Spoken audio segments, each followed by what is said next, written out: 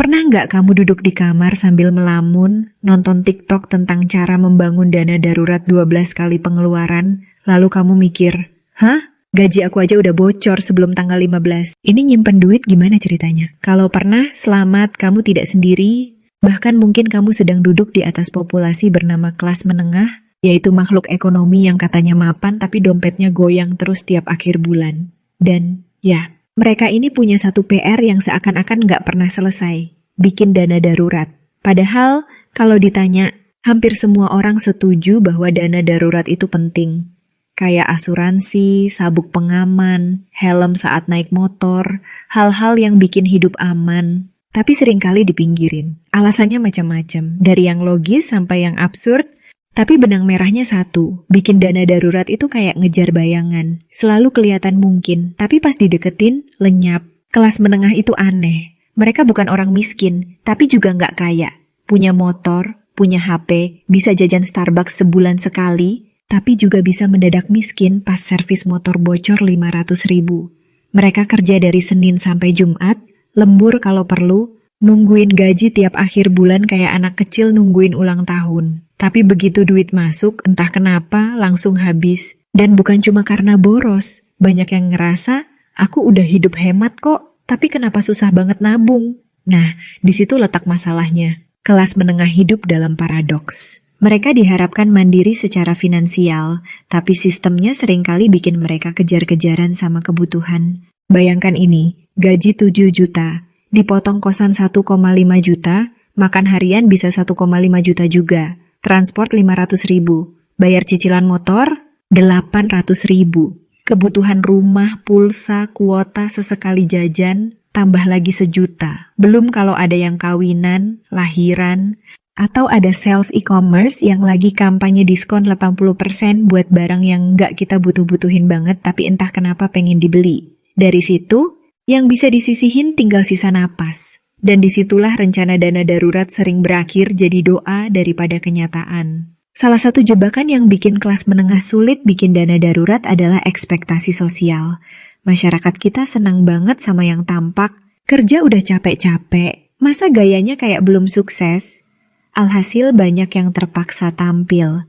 Harus punya sepatu kerja yang kelihatan mahal, nonton bioskop biar nggak ketinggalan cerita, makan di kafe biar nggak kelihatan sendirian di rumah tiap weekend. Hidup jadi ajang menjaga persepsi. Padahal sayangnya, persepsi nggak bisa dicairin waktu butuh bayar UGD atau ganti ban motor. Masalahnya bukan sekadar gaya hidup.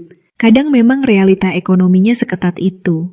Misalnya, harga sewa rumah naik, tapi gaji tetap segitu. Atau anak masuk TK dan biaya pendidikannya nggak ada bedanya sama cicilan KPR. Banyak orang yang bukan nggak mau nabung, tapi bener-bener nggak bisa. Mereka bukan beli barang mewah tiap hari, tapi kebutuhan dasarnya aja udah makan separuh gaji. Ditambah lagi, kalau tiba-tiba orang tua di kampung sakit atau ada acara keluarga besar, prioritas finansial jadi jungkir balik. Yang harusnya masuk tabungan, malah jadi ongkos pulang kampung dadakan. Lucunya, kadang dana darurat gagal dibangun bukan karena nggak ada uangnya, tapi karena ada lubang yang lebih besar bernama utang. Kelas menengah itu seringkali hidup dalam lingkaran cicilan. Dari cicilan motor, cicilan HP, sampai cicilan paylater. Bukan karena mereka serakah, tapi karena sistem ekonominya memang dibikin supaya konsumsi bisa terus muter. Lembaga keuangan ngasih pinjaman dengan bunga yang kelihatannya ringan, padahal secara psikologis itu jadi jerat halus. Akhirnya, setiap gaji masuk bukan buat disimpan, tapi buat bayar masa lalu. Dana darurat, ya ampun. Udah bersyukur bisa bayar cicilan aja rasanya menang banyak. Kelas menengah juga seringkali jadi korban narasi motivasi keuangan yang terlalu muluk. Mereka dicekokin konten-konten finansial tentang cuma dengan 50.000 per hari, kamu bisa pensiun di usia 40. Kedengarannya keren. Tapi lupa bahwa 50.000 per hari itu, buat sebagian orang, adalah nasi padang dan kopi sachet untuk hari itu. Motivasi kayak gini, bukannya mendorong, malah bisa bikin orang ngerasa bersalah. Padahal bukan semua orang punya starting point yang sama. Kadang rasanya kayak disuruh berenang dari tengah laut tanpa pelampung, terus dimarahin karena nggak bisa nyampe ke pantai. Realita lain yang bikin dana darurat susah dibentuk adalah karena urgensinya nggak kelihatan, sampai kita kejedot. Kita tahu kita butuh dana darurat, tapi otak manusia itu jago banget mengabaikan risiko. Namanya juga darurat, kita nggak pernah tahu kapan datangnya. Karena nggak ada deadline kayak bayar kos atau bayar listrik, dana darurat ini sering jadi prioritas paling bawah. Nanti aja deh kalau ada sisa. Tapi sisa itu jarang datang. Kalaupun datang, godaannya terlalu banyak. Promo barang, diskon tiket pesawat, atau sekadar self-reward karena ngerasa hidup terlalu berat. Lalu ada juga fenomena yang namanya lelah finansial.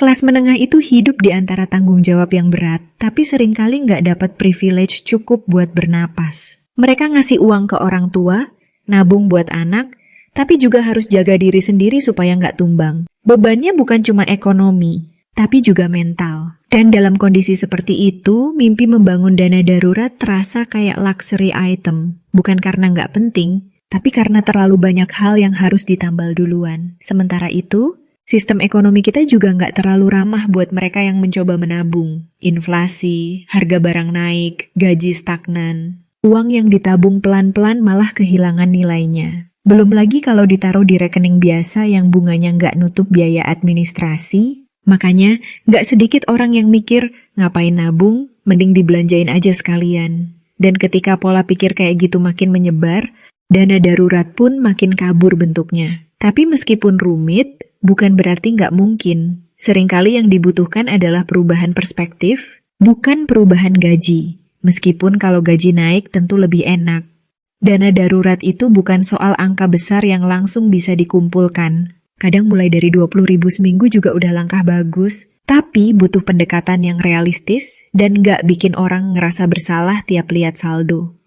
Butuh ruang untuk gagal, untuk sesekali jebol, dan nggak apa-apa. Dana darurat bukan maraton yang harus ditempuh dengan sempurna. Lebih kayak perjalanan naik bukit, pelan-pelan, asal konsisten. Kita juga perlu sadar bahwa menabung itu bukan hal yang otomatis gampang. Sistemnya sering nggak mendukung. Kita diajarin tentang sejarah kerajaan Hindu-Buddha di sekolah, tapi nggak pernah dikasih pelajaran konkret tentang budgeting bulanan. Jadi kalau hari ini kamu struggling buat nabung, bukan karena kamu bodoh atau malas. Mungkin kamu cuma belum punya alat dan ritme yang pas. Dan itu wajar. Mungkin juga kita perlu mulai berpikir bahwa dana darurat bukan sekadar angka di rekening, tapi juga bentuk kasih sayang ke diri sendiri. Kayak bilang ke tubuh dan mental kita, kalau nanti ada yang nggak beres, tenang, gue udah siapin bantalan. Itu bentuk kepedulian yang jarang kelihatan, tapi sebenarnya paling penting. Pada akhirnya, kelas menengah hidup di tengah pusaran yang kompleks. Mereka dihimpit dari banyak sisi, kadang dipuji karena jadi penopang ekonomi, tapi juga dijepit dari atas dan bawah. Nggak miskin, tapi juga belum kaya. Nggak cukup susah buat dapat bantuan, tapi belum cukup enak buat santai. Dalam realita kayak gitu, wajar kalau dana darurat jadi perjuangan. Tapi selama masih ada kemauan buat nyoba, sekecil apapun, itu udah jadi langkah yang layak dihargai. Karena mungkin solusi dana darurat itu bukan melulu soal ngumpulin uang, tapi tentang menciptakan ruang. Ruang untuk bernapas. Ruang untuk merasa aman. Ruang untuk tahu bahwa hidup boleh susah, tapi kita punya sedikit pelindung dari badai tak terduga. Dan ruang itu, sekecil apapun, pantas untuk diperjuangkan. Kalau kamu merasa belum punya dana darurat, bukan berarti kamu gagal. Mungkin kamu cuma sedang menavigasi realita yang memang belum memudahkanmu ke sana. Tapi sekarang kamu tahu, kamu nggak sendiri, kamu nggak salah. Dan yang lebih penting, kamu masih bisa mulai. Sedikit, pelan, tapi sadar. Karena dana darurat bukan soal kaya atau miskin, tapi tentang memberi diri kita kesempatan untuk selamat. Kalau nanti dunia mendadak goyah, dan itu kawan, adalah bentuk cinta paling praktis yang bisa kamu berikan ke dirimu sendiri hari ini. Mau mulai dari receh juga nggak apa-apa, yang penting kamu mulai. Kamu layak punya ruang aman, bahkan di dunia yang kadang terlalu sempit untuk bernapas. Semoga video ini ngasih kamu insight baru, see you di next video.